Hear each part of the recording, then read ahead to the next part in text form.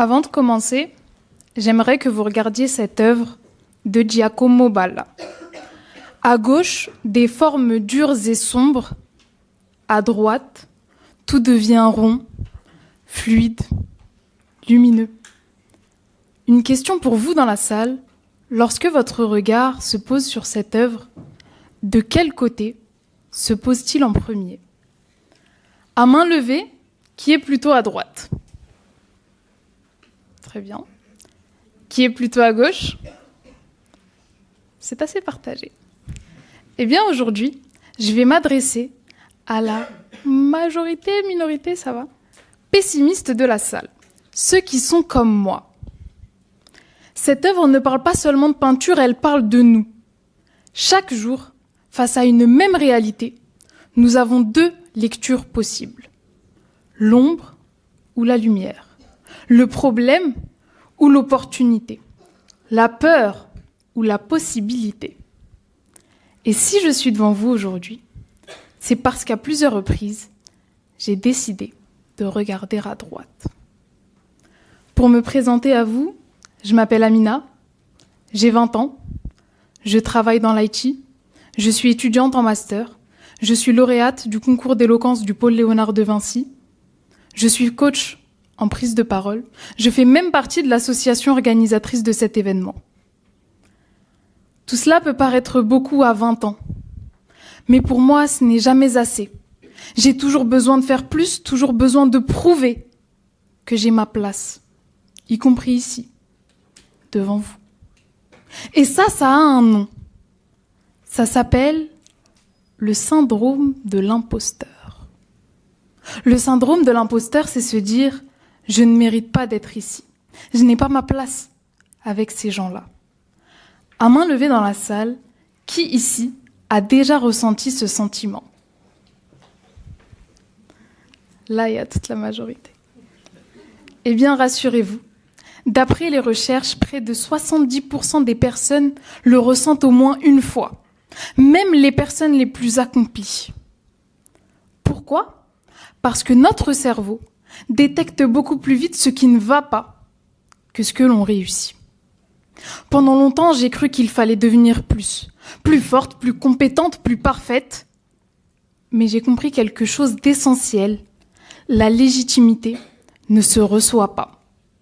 Elle se construit dans l'action. Alors aujourd'hui, je vous propose un voyage avec 5 arrêts pour passer de l'ombre à la lumière. Premier arrêt, revoir sa perception. À 15 ans, après de longues négociations avec mes parents, je m'envole pour passer mes années de lycée en Espagne. Dit comme ça a l'air super excitant. En réalité, je me rends compte le premier soir que je suis seule dans un pays inconnu, une langue étrangère, une culture différente. Des milliers de kilomètres me séparent de mes parents, de mes amis, de ma famille, de mes proches. Le premier soir, je suis seule dans ma chambre et je m'effondre. Je pleure et je me demande pourquoi j'ai fait ça. Comment je vais faire maintenant ? Est-ce que je vais m'en sortir sans ma mère ? Et ça a commencé à être la pire expérience de ma vie. Puis petit à petit, j'ai décidé de changer une chose. Une seule chose. Ma perception. Mon interprétation. Au lieu de me dire je suis seule, je me suis dit je vais apprendre. Au lieu de me dire je vais échouer, je me suis dit c'est peut-être une superbe opportunité. Et aujourd'hui, avec quelques années de recul, c'était la meilleure expérience de ma vie. Pourquoi ? Parce que j'ai décidé d'être optimiste. Les recherches le prouvent. D'après une étude menée sur plus de 100 000 personnes, les individus optimistes auraient 22% de chances en moins de développer de l'hypertension. C'est énorme. Une autre étude montre que les individus optimistes pourraient vivre entre 10 à 15% plus longtemps que les autres. Mais au-delà des chiffres, il y a une vérité simple. Notre perception influence nos décisions. et nos décisions écrivent notre trajectoire. Le deuxième arrêt, pour illuminer sa voie, choisir son entourage. Quand j'étais petite et que mon père devait signer mes évaluations, il écrivait à chaque fois « Bravo ma fille, tu es capable, tu es la meilleure » sur ma copie. À l'époque, ça faisait rire mes professeurs. Aujourd'hui, à 20 ans, cette voix existe encore. Une voix qui me dit « Pourquoi pas toi ?» Un autre exemple, ma mère cette fois-ci, qui aujourd'hui encore, alors que nous ne vivons plus ensemble, connaît chacun de mes examens, chacune de mes dates de partiel, et qui, à chaque fois, m'envoie un message d'encouragement. Alors je suis d'accord avec vous, ce n'est pas spectaculaire, mais c'est structurant. Les chercheurs parlent d'un phénomène appelé la contagion sociale. Les comportements, les émotions et même les ambitions se diffusent à travers les relations. Alors, choisissez des personnes qui vous rappellent que vous pouvez. Le troisième arrêt, pour contrer l'obscurité, se célébrer pour avancer. On croit souvent que la confiance arrive d'un coup, mais non. Elle arrive en petits pas. Chaque petit geste, chaque petite avancée compte. Personnellement, je tiens un carnet. J'y écris chaque petite avancée. La première fois à la salle de sport, les 10 premières pages d'un livre, lever la main pour poser une question. Ces gestes semblent insignifiants, mais en réalité, ce sont eux qui construisent l'identité. À force de célébrer ces moments, on se rend compte à la fin de l'année qu'on a terminé de lire 10 livres, qu'on a perdu 10 kilos, qu'on a grandi sans s'en rendre compte. J'aime imaginer cela comme un mur. Chaque petit pas est une petite brique. Une seule brique ne vaut rien. Mais brique après brique, vous construisez quelque chose de solide. Et un jour, lorsque le doute arrive, vous vous retournez et vous voyez un mur en entier. Le quatrième arrêt, pour illuminer sa voie, se rendre visible. Dans beaucoup d'environnements professionnels, il existe une croyance silencieuse.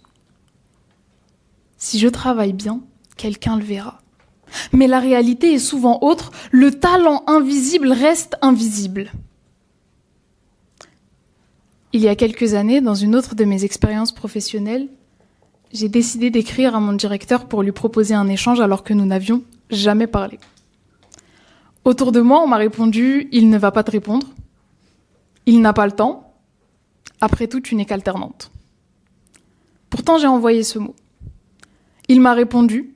Il m'a invité à un rendez-vous. Nous avons parlé pendant plus d'1 heure et fini par s'échanger des lectures. Ce moment m'a montré qu'oser prendre contact peut ouvrir des portes insoupçonnées. Les recherches en psychologie organisationnelle le prouvent, les individus proactifs ont plus d'opportunités professionnelles. Parce que les opportunités ne vont pas seulement vers les plus talentueux, mais elles vont vers les plus visibles. Le dernier arrêt, pour contrer l'obscurité. Oser avant d'être prêt. On croit toujours que il faut attendre d'être prêt, d'être parfait, d'avoir la bonne expérience au bon moment. En réalité, sachez-le, personne n'est prêt. J'aime imaginer cela comme un jeu. Nous avons tous reçu la même manette, avec les mêmes boutons. Sauter, reculer, avancer, recommencer. Mais personne ne nous a appris à l'utiliser. Alors, 2 groupes se distinguent. Ceux qui restent immobiles et ont peur d'appuyer, et ceux qui osent appuyer sur Start alors qu'ils doutent encore. Et c'est ceux qui osent appuyer alors qu'ils ne savent pas ce qui va se passer, qui vont plus loin.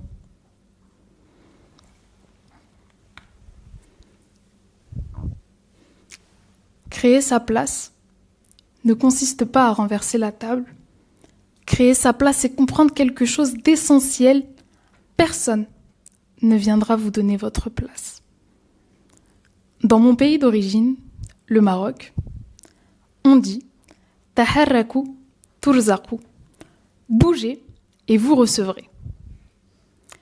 Cette phrase nous apprend quelque chose de très simple. Si on se met en mouvement, on reçoit. Si on ne le fait pas, on ne reçoit rien. Le monde n'appartient pas à ceux qui attendent d'être prêts. Il appartient à ceux qui osent avancer alors qu'ils doutent encore. Alors ce soir, la question n'est pas seulement « suis-je légitime ?» mais que vais-je faire dès demain pour me prouver que je le suis?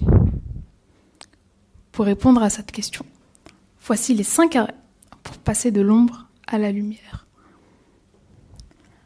Revoir ma perception, j'ai dû casser mes illusions, changer ma vision, j'ai réécrit ma propre version. Choisir mon entourage, j'ai compris le poids des visages. Certains te poussent vers le doute et d'autres t'élèvent vers le courage. Me célébrer pour avancer, apprendre à me relever, car c'est dans mes propres mots que j'ai commencé à exister. Oser avant d'être prêt, avancer même imparfait, car si j'attends d'être prêt, je ne le ferai jamais.